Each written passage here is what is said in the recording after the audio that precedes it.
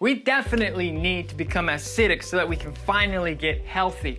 That is a true statement. However, it definitely sounds like a load of crap on the surface of it. Let's break it down. So if you follow any health expert, or you're new to the health food movement and you want to become, just vibrant, healthy, you're tired of feeling like crap, so you want to do your research, basically you'll come across, to get healthy, you have to eat alkaline foods and have an alkaline body, which is the exact opposite of basically having an acidic body. And you wouldn't be wrong for listening to their advice. However, there's a really big piece of the pie right here that is quite seldom spoken of, but is a huge, major, tremendous stepping stone to developing a multitude of maladies, diseases throughout your time here on Earth.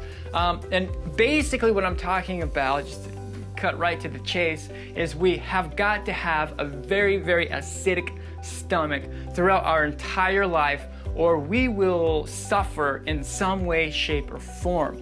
Okay, so let's basically break it down. So, I have clients, and I look at their charts all the time, and they are, just about everyone, I can guarantee, they are very deficient in a fat-soluble vitamin. What are the major ones? Vitamin E, A, K, and D. Almost everybody who's sick doesn't have substantial enough quantities of these vitamins floating around in their body, as well as cholesterol, which honestly should be considered another vitamin. Anyway, without getting into the technical details of what should and should not be considered a vitamin, let's just delve into the stomach. Okay, so basically, the stomach is a gateway to health, and it's a gateway to disease. And the only thing we have to do to continue the path to health is to keep this as acidic as we possibly can. Why do we need to do that? Well, as I mentioned before, we must have these fat-soluble vitamins in mass in order to live healthy, fulfilled lives.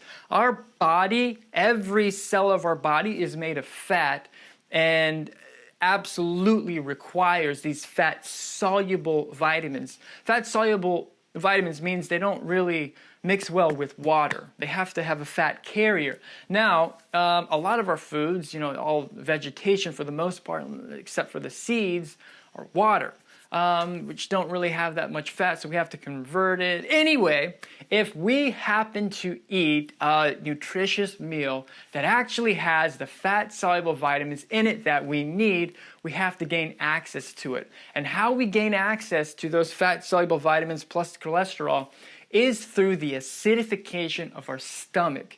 And if you live in an industrialized nation, it's almost an axiom that as we age, our stomach acid is just continually dropping. It's not that way in other countries, but in industrialized nations, just that stomach acid just drops and drops and drops and drops as we age, which naturally we need more and more and more nutrition. It's just, Anyway, so what happens is when we eat our food, the vagus nerve sees, okay, I see food going down the esophagus, and then it activates histamine, which activates hopefully the stomach to start producing some hydrochloric acid.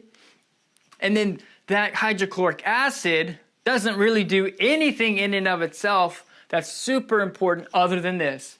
It activates the liver, which activates the gallbladder to release bile, and it also activates our pancreas. This right here is where the magic happens. So the bile essentially degreases fat. So, when you have olive oil, coconut oil, it's greasy, whatever, you have, some lard in your hands, or, you're a butcher and you're cutting some pork and it's really fatty, whatever, wherever at in the world where you find yourself in the vicinity of fat and you notice its emollient texture, that's got to be degreased. Our bile degreases that.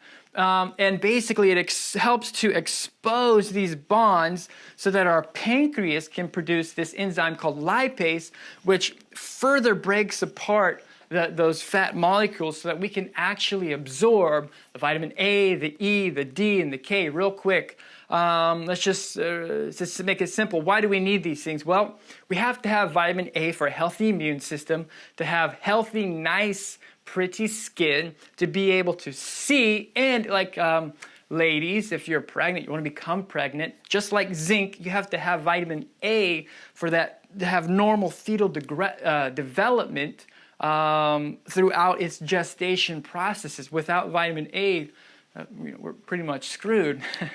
Anyway, okay, so moving right along, vitamin D. Okay, so we live in a multitude of environments that have their own unique challenges, and we have DNA inside of our body to help cope with that.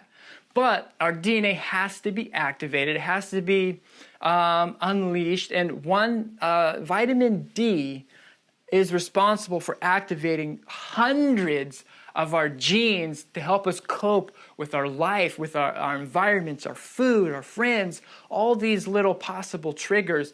Vitamin D helps us gain access to knowledge that's much older than we are, that's built to thrive here on Earth. That's vitamin D. Oh, obviously, you've probably heard of vitamin D in bones. It's also very, very important for our immune system. Vitamin E. Without vitamin E, we cannot oxygenate ourselves. Vitamin E increases our ability to actually utilize the oxygen that we breathe. That is incredibly important to life, obviously. And then not only that, in industrialized Western societies, we have, atherosclerosis, heart attacks, clogging of the arteries is on the rise. And a lot of times cholesterol is the bad guy, and we say, ooh, every HDL is good and all the LDL is bad. Well, built into all these molecules, ideally, should be vitamin E. These molecules become bad when they become sticky, and they become sticky when they're oxidized. If you ever hear of an antioxidant, vitamin E is an antioxidant for these compounds to help keep our blood nice and slippery so that it doesn't stick in anywhere in us so we don't get heart attacks or strokes. That's vitamin E. Now, vitamin K also helps with normal blood clotting. So it's healthy to have small blood clots. We have normal processes for that, and then vitamin K also helps prevent the bad types of blood clots. And for our entire vascular system, vitamin K is fundamentally important, as well as helping our bones and working with vitamin D. Now, really quick, if you happen to have eaten any food at all that has cholesterol in it, good for you. We need the acidic pH of our stomach, remember, to activate our pancreas. So it already released a lipase enzyme, but it's also releasing this other enzyme called cholesterol esterase. That allows us to gain access by hundreds of % more to absorb cholesterol. Cholesterol, like I said, probably should be a vitamin. We have to have it for our heart. We have to have it for our immune system. All of our hormones basically are made of it. It is like an internal band-aid of our body, fixing this, fixing that. Without it, we literally die. It's in every single cell of our body. It is incredibly important. So I just mentioned, I threw out a few things there for you to pay attention to. I didn't really mention any diseases, but I mentioned fundamental processes. The inhibition of any of those leads to disease. Now, further on along the alimentary canal, if we do not have an acidic pH of our stomach, that also sets up the road for something called leaky gut, which is a nightmare in and of itself. Basically, we have these junctions that should open and close. Undigested food is toxic and it ferments. It doesn't digest. And it releases these compounds that just keep these junctions open. So food, particles, whatever, can just shimmy on by these joints more easily than if these junctions worked properly. And that creates incredible inflammation inside of our body. Inflammation is at the root cause of every disease. We know that we're getting a disease by inflammation in some way, shape, or form. Basically what happens is, well, a major area of inflammation is our immune system. So when these junctions are open and food's coming in and out, it creates this process called leuko and phagocytosis. We have leukocytes and then we have phagocytes. These are white blood cells. They essentially become our stomach for us. They're like, man, I don't know what happened to this stuff, but suddenly this, whatever it was you ate, potatoes or maybe some kale, whatever it was, they're like, man, I'm not used to seeing this like this. Is it food? Is it bacteria? I don't know. Let's kill it. So it releases, they release all kinds of these poisonous chemicals, and it does collateral damage around the area, which is our healthy cells and tissues. That becomes inflamed. Oh, it's a nightmare. And eventually this leads to autoimmunity. If we can't get our fat-soluble vitamins absorbed, that leads all kinds of conditions: acne, headaches, gas, bloating, indigestion, Alzheimer's disease, heart disease, stroke, having incredibly brittle bones, no sex drive whatsoever. You name it, the acidic quality of the stomach is associated with it in some way, shape, or form. Anyway, this whole video is about the awesome tool called Betaine HCL. I've been on this for a while. I've been using it for a while myself, and I recommend it to people in my circle. And essentially, Betaine HCL, what is it?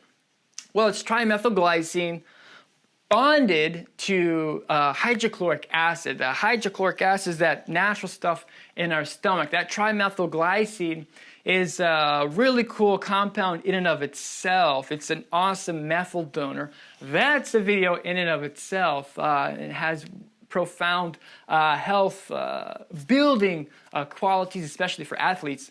Anyway, so the Betaine HCL supplies that the hydrochloric acid to re-acidify our stomach if the pH isn't where it needs to be.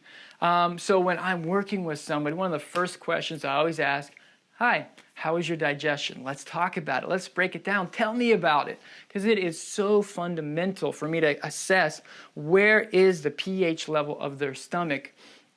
And I use Betaine HCL to help with that. It is an absolute fundamental necessity for anybody living in the 21st century. And the cool thing about it is the stomach is pretty quick to heal itself.